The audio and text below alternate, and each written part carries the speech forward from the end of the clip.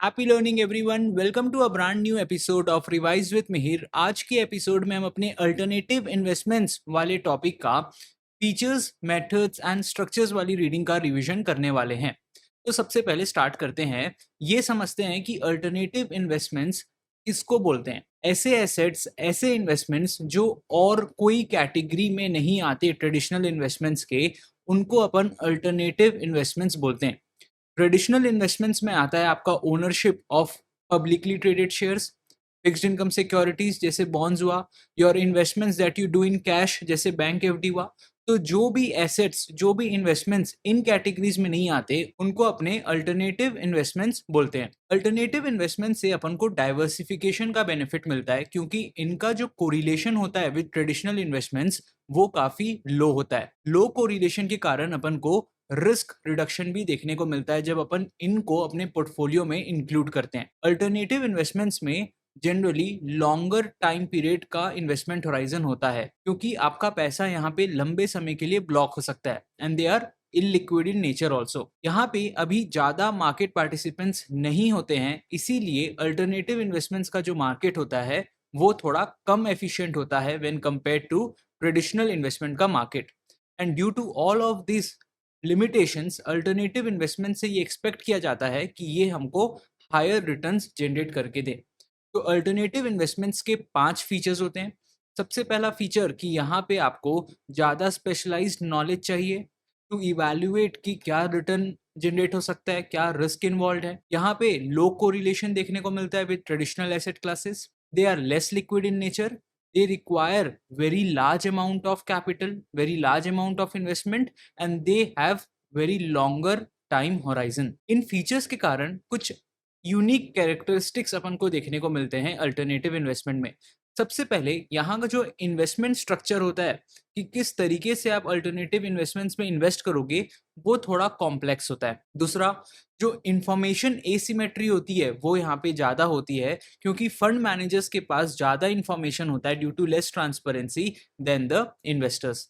इस information asymmetry को अपन मिनिमाइज करते हैं by using incentive based fees in alternative investments.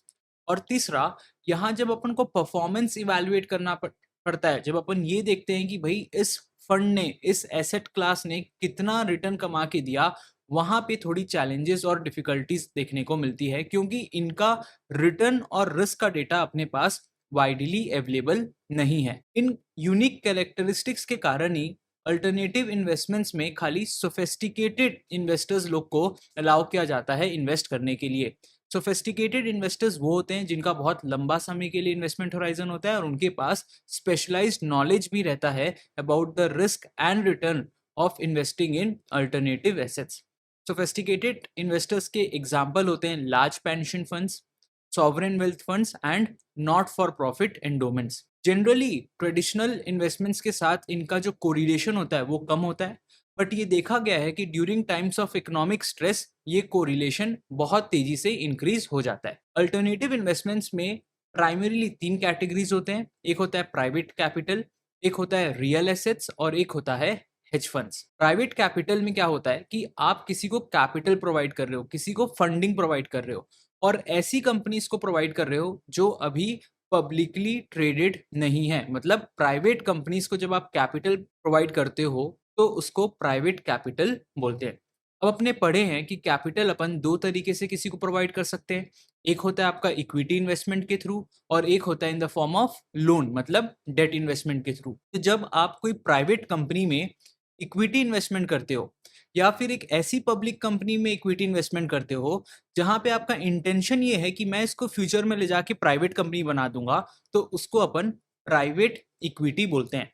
Private equity generally mature companies में इन्वेस्ट करते हैं या फिर वो कंपनीज जो अपने डिक्लाइनिंग स्टेज में है अपने लाइफ साइकिल में। और लेवरेज्ड बाय आउट का काफी ज्यादा यूज होता है प्राइवेट इक्विटी में। लेवरेज बाय आउट में क्या होता है कि आप लेवरेज लेते हो, आप लोन लेके कोई कंपनी के इक्विटी शेयर्स को बाय करते हो। फिर अगर प्राइवेट इक्विटी इन्वेस्टमेंट करते हो आप एक ऐसी कंपनी में जो अभी बहुत अर्ली स्टेज में है, बहुत यंग है, अपने स्टार्टअप फेज में है, तो उस प्राइवेट इक्विटी इन्वेस्टमेंट को अपन वेंचर कैपिटल बोलते हैं। So venture capital is a special form of private equity. फिर आता है प्राइवेट डेट।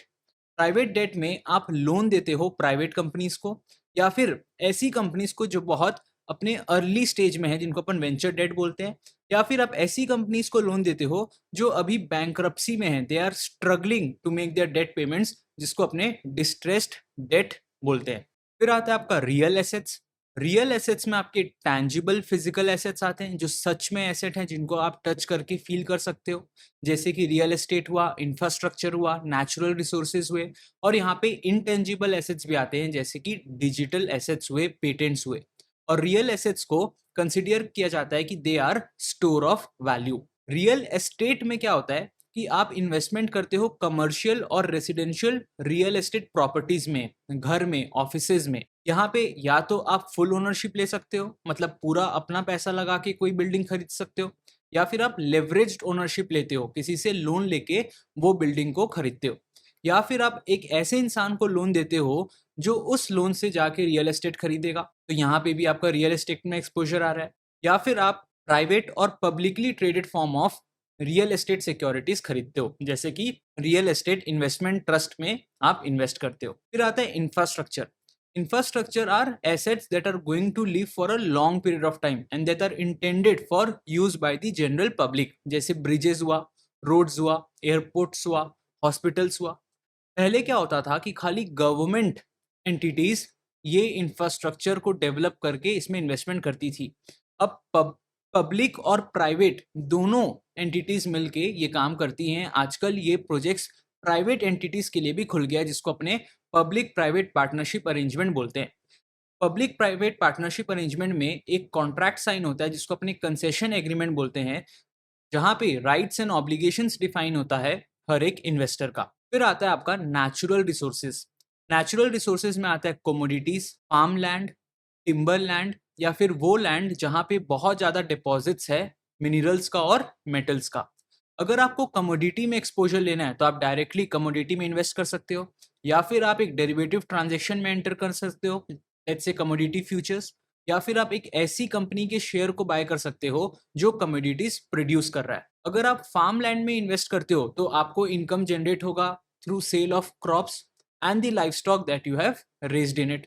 या फिर आप अपने लैंड को किसी को लीज में दे सकते हो, किसी को रेंट में दे सकते हो, तो आपको रेंटल इनकम भी आएगा। फिर टिम्बर लैंड में आप कैसे रिटर्न जनरेट करोगे? You grow timber, you harvest trees and then you sell it. यहाँ पे आजकल एक कार्बन ऑफसेट का भी कंसेप्ट आ गया है। जो फार्मर्स टिम्बर लैंड में टिम्बर ग्रो करते हैं और ट्रीज को कट करके उसको सेल करते हैं इनकम जनरेट करने के लिए, हम लोग उनको बोलते हैं कि भाई हम चाहते हैं एनवायरमेंट में प्रोटेक्शन, हम चाहते हैं कि ये ट्रीज कोई कट ना करे। तो जितना पैसा आपको ये ट्री कट करके आएगा, उतना पैसा मैं आज आपको दे देता हूँ, आप प्लीज इस ट्री को मत कट करो, ताकि ये ट्री कंटिन्यू कर सके अपना process of absorption of carbon from the atmosphere. तो उनको ये कार्बन ऑफसेट से भी इनकम होती है। So this is called carbon offsets for Timberland. फिर आता है आपका अदर रियल एसेट्स, जिसमें फाइन आर्ट्स हुआ, पेंटिंग्स हुआ, वाइन्स हुआ, वॉचेस हुआ, या फिर पेटेंट्स हुए, क्रिप्टो करेंसीज हुए। क्रिप्टो करेंसीज वो करेंसीज हैं, डिजिटल एसेट्स हैं ये लोग। डिजिटल एसेट्स में क्या होता है कि आप अपने एसेट को इलेक्ट्रॉनिकली स्टोर कर सकते हो, इलेक्ट्रॉनिकली किसी को ट्रांसफर कर सकते हो, और यहाँ पे ओनरशिप एंड यूसेज राइट भी एसोसिएटेड रहता है उसमें इलेक्ट्रॉनिकली। फिर आता है हेज फंड्स। हेज फंड जब भी आपके दिमाग में आए तो उसको सोचना ये अमीरों का म्यूचुअल फंड है। ये प्राइवेट इन्वेस्टमेंट व्हीकल है, मतलब it is not open to general public. यहाँ पे खाली क्वालिफाइड इन्वेस्टर्स इन्वेस्ट कर सकते हैं, और ये हेज फंड्स जाके पब्लिक इक्विटी खरीदते हैं, प्राइवेट इक्विटी में इन्वेस्ट करते हैं, या फिर रियल एसेट्स में इन्वेस्ट करते हैं। हेज फंड्स बहुत ज़्यादा लेवरेज का यूज़ करते हैं, डेरिवेटिव्स का यूज़ करते हैं, शॉर्ट सेलिंग का यूज़ करते हैं, इलिक्विड सिक्योरिटीज परचेज करते हैं, जो कि अलाउ नहीं होता है एक रेगुलर म्यूचुअल फंड में। मतलब ये मोर रिस्की स्ट्रैटेजीज को यूज़ करते हैं। प्लीज़ हेज फंड के नाम से मत कंफ्यूज होना। ये लोग वो फर्म्स नहीं है जो अपने रिस्क को हेज कर रहे हैं, ऐसा कुछ भी नहीं है।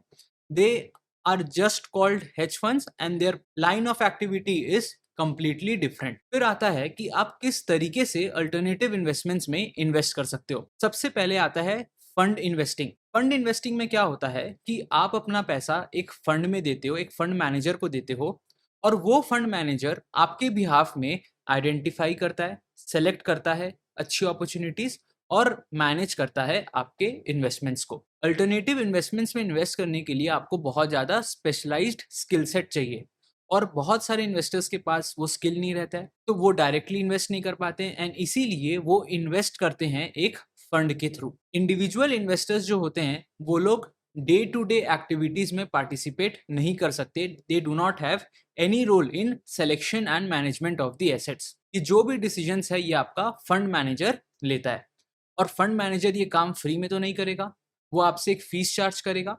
तो वो एक फी चार्ज करता है which is called management fee, which is calculated as a percentage of the funds that he is managing. And दूसरा वो चार्ज करता है इंसेंटिव फीस, जिसको अपने परफॉर्मेंस फीस भी बोलते हैं। जो भी वो प्रॉफिट कमा के देगा आपको इन्वेस्टमेंट से, उसमें से वो अपना कुछ फीस लेगा। अल्टरनेटिव इन्वेस्टमेंट फंड्स में इन्वेस्ट करना थोड़ा डिफरेंट होता है एक ट्रेडिशनल एसेट क्लास के फंड में इन्वेस्ट करने से, एक म्यूचुअल फंड में इन्वेस्ट करने से। कैसे, वो देखो। सबसे पहले यहाँ पे इन्वेस्टर्स को काफी बड़ा अमाउंट एक बार में कमिट करना पड़ता है। दूसरा, यहाँ पे बहुत हाई मैनेजमेंट फीस होता है। और तीसरा, यहाँ पे आपको उतनी इंफॉर्मेशन आपका फंड मैनेजर प्रोवाइड नहीं करेगा कि भाई मैं कौन कौन से पोजीशन होल्ड किया, हर पोजीशन में मेरे को कितना रिटर्न मिला, कहाँ पे मेरे को लॉस हुआ। ये day to day minute details वो आपको नहीं प्रोवाइड करता है, तो इसीलिए यहाँ पे थोड़ी ट्रांसपेरेंसी कम होती है। फिर जो भी आपका फंड इन्वेस्टिंग में टर्म्स एंड कंडीशंस होता है, जैसे कि फी स्ट्रक्चर, इन्वेस्टमेंट पॉलिसी, ये सारी चीज़ें कॉन्ट्रैक्ट में अपन मेंशन करते हैं और उस कॉन्ट्रैक्ट का नाम है term sheet of the fund. फिर आता है को इन्वेस्टिंग। को इन्वेस्टिंग नाम से समझो, आप किसी के साथ में इन्वेस्ट कर रहे हो। तो यहाँ पे आप फंड इन्वेस्टिंग करते हो, डायरेक्टली वो पूल ऑफ इन्वेस्टमेंट फंड में अपना पैसा देते हो और उसके साथ साथ आपके पास ये राइट रहता है कि आप वही सेम एसेट्स में अलग से भी इन्वेस्ट कर सकते हो जिसमें आपका फंड मैनेजर इन्वेस्ट कर रहा है। सो यू कैन को invest along side your fund. इससे आपको फायदा क्या होगा कि आपको एक अच्छी इन्वेस्टमेंट अपॉर्चुनिटी मिल जाती है at a much lower fees. फिर आपको स्किल्स एंड एक्सपीरियंस भी गेन करने मिलता है कि कैसे एक अल्टरनेटिव इन्वेस्टमेंट फंड में इन्वेस्ट कर सकते हैं। एंड इस स्किल को यूज करके आप फ्यूचर में खुद से डायरेक्ट इन्वेस्टिंग को भी परस्यू कर सकते हैं। एक फंड मैनेजर के लिए क्या फायदा है कि it increases the amount of funds that is available to him. He is expanding the scope and diversification of his investments in the fund. फिर आता है आपका डायरेक्ट इन्वेस्टिंग। डायरेक्ट इन्वेस्टिंग में एक इन्वेस्टर डायरेक्टली खुद से जाके एसेट में इन्वेस्ट कर देता है without pulling the funds with other investors और without hiring any intermediary in between. तो ना फंड इन्वेस्टिंग होती है ना को इन्वेस्टिंग होती है, आप डायरेक्टली जाके इन्वेस्ट करते हो। जनरली सोफिस्टिकेटेड इन्वेस्टर्स जिनके पास काफ़ी ज़्यादा नॉलेज है, स्किल है, एक्सपीरियंस है, वही लोग प्रिफर करते हैं अल्टरनेटिव इन्वेस्टमेंट्स में डायरेक्ट इन्वेस्टिंग करना। एडवांटेज ये रहता है कि आपको कोई फीस नहीं पे करनी किसी को और आपके पास ज़्यादा फ्लेक्सिबिलिटी रहता है, ज़्यादा कंट्रोल रहता है अपने इन्वेस्टमेंट का। डिसएडवांटेज ये है कि यहाँ पे आपको डाइवर्सिफिकेशन का बेनिफिट नहीं मिलेगा। आपको खुद से एक ही इन्वेस्टमेंट अपॉर्चुनिटी में बहुत बड़ा कैपिटल लगाना पड़ेगा और आपसे ये constant due diligence and management भी डिमांड करेगा। जनरली जो सॉवरेन वेल्थ फंड्स होते हैं, जिनके पास पूरी एक बड़ी टीम होती है स्पेशलाइज्ड प्रोफेशनल्स के, अच्छे फाइनेंस मैनेजर्स के, वो लोग डायरेक्ट इन्वेस्टिंग प्रिफर करते हैं। तो अपन देखेंगे कि एक ओनरशिप और कंपेंसेशन का क्या स्ट्रक्चर होता है अल्टरनेटिव इन्वेस्टमेंट्स में। ओनरशिप स्ट्रक्चर जनरली एक लिमिटेड पार्टनरशिप स्ट्रक्चर रहता है। अपन पढ़े हैं लिमिटेड पार्टनरशिप में एक जनरल पार्टनर होता है और बहुत सारे लिमिटेड पार्टनर्स होते हैं। जो जनरल पार्टनर यहाँ पे है वो फंड मैनेजर है, जो day to day operations manage करता है, जो सारे इन्वेस्टमेंट डिसीजंस लेता है और जिसकी लाइबिलिटी अनलिमिटेड होती है। जो लिमिटेड पार्टनर है यहाँ पे उनकी liability is limited and hence उनका नाम भी लिमिटेड पार्टनर है। And their liability is limited to the amount of capital that they have invested in the fund. उनको प्रोपोर्शनल ओनरशिप मिलता है depending on how much amount they have invested in the fund. इनका एक passive role होता है, मतलब they do not have any say in how the fund will be managed. और generally funds जो है लिमिट लगा देते हैं कि भाई इतने नंबर ऑफ एलपीजी अलाउ होंगे एक फंड में इन्वेस्ट करने के लिए। पार्टनरशिप एग्रीमेंट्स जो होते हैं यहाँ पे रेगुलेशन जो है वो काफी कम होता है as compare to a public traded companies, and so that is why it is open only to accredited investors. मतलब वो इन्वेस्टर्स जिनके पास सफिशिएंट वेल्थ है और अच्छा खासा इन्वेस्टमेंट नॉलेज है to bear and understand any risk. LPs जो है एक अमाउंट कमिट करते हैं कि हम लोग इतना पैसा आपके फंड में लगाएंगे और ज़रूरी नहीं है कि जो फंड मैनेजर है वो पूरा एक बार में अपना उनका कमिटेड कैपिटल उनसे ड्रॉ कर ले। हो सकता है कि उनको बोले आप अभी मेरे को थोड़ा सा पैसा दो और थोड़ा सा remaining fund over a period of time दो, depending on whenever I will be requiring the fund. तो जो पैसा वो लोग कमिट करते हैं उसको अपन कमिटेड कैपिटल बोलते हैं, और जो पैसा अभी ड्रॉ हो गया है उनसे उसको अपन ड्रॉ डाउन कैपिटल बोलते हैं, और जो पैसा अभी बचा है उनसे ड्रॉ करना उसको अपने ड्राई पाउडर बोलते हैं। इसके बारे में अपन आगे और देखेंगे। फिर जो भी आपका टर्म्स होता है पार्टनरशिप एग्रीमेंट का, that is contained in a limited partnership agreement. अगर कोई ऐसा स्पेशल टर्म्स हमने ऑफर किया है एक पर्टिकुलर पार्टनर को जो कि यूनिक है उसके लिए, और बाकी लोगों के ऊपर एप्लीकेबल नहीं है, तो वो हम लोग एक डॉक्यूमेंट में मेंशन करते हैं जिसको अपने साइड लेटर बोलते हैं।